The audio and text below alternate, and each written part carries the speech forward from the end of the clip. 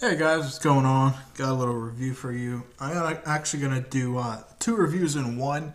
We're going to talk about the Boker Hyper today and the Boker Keycom.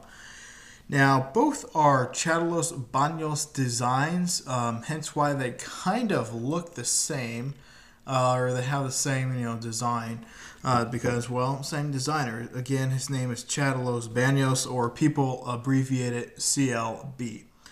We'll talk about the Hyper first. Let me get my specification sheet over here. Oh, you guys can see that. I don't want you to see my notes. Anyways, the Boker Hyper here has a blade of 2 3/4 inches. 3/4 inches. Now I can't see my notes because the knife's in the way. The handle is 3 3/4. So total, what is that? 7.5 inches from tip to butt.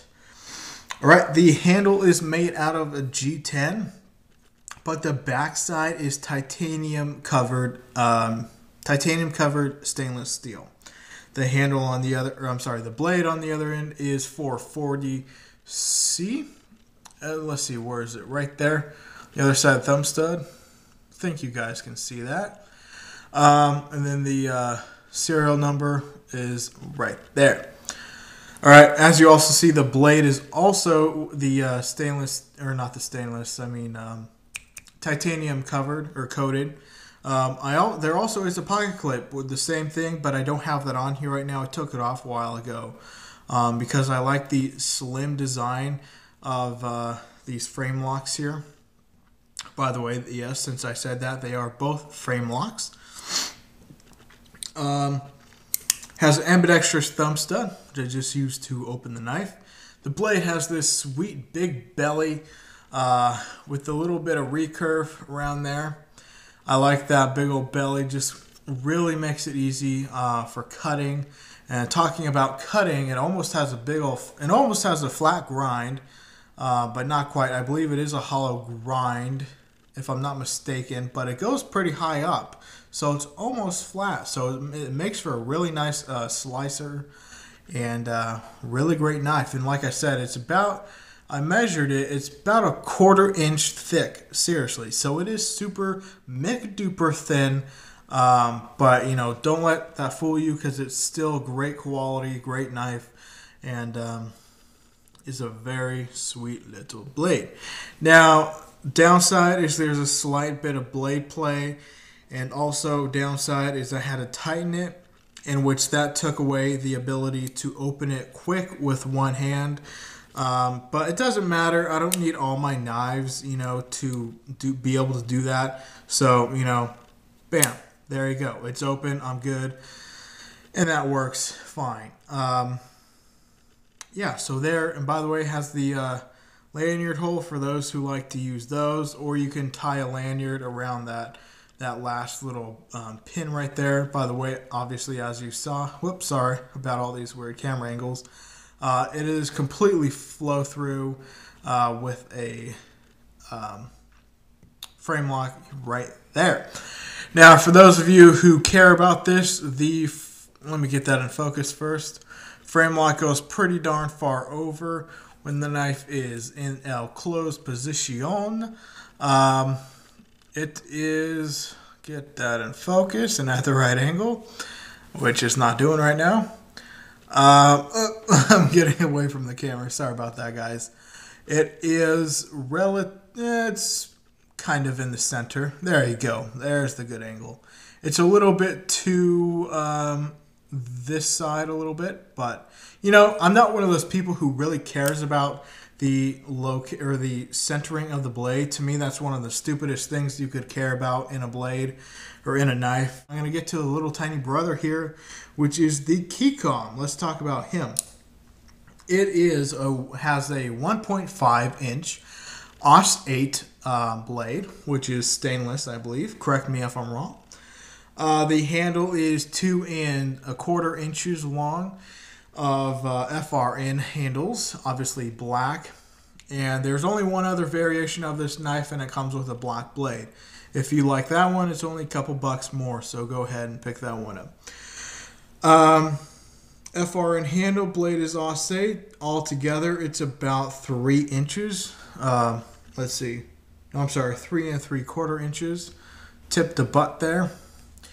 And sorry for all these like kind of weird moving back and forth things. I'm not used to this camera angle because I'm looking at my screen upside down. I guess I can twist it. That's better. Where was I? Sorry about that. It also, like I said earlier, is a frame lock knife. And now I can't really see. It goes. It's about in the middle, I would say, if you can see that. And then in the closed position, it is a little more of the opposite of the Hyper, and it's a little closer to the G10, or I'm sorry, FRN side. There you go. It's not rubbing, it's just pretty close. It has a pocket clip, which is a sweet thing about this little blade, even though I would probably carry it on my keys with the little lanyard loop.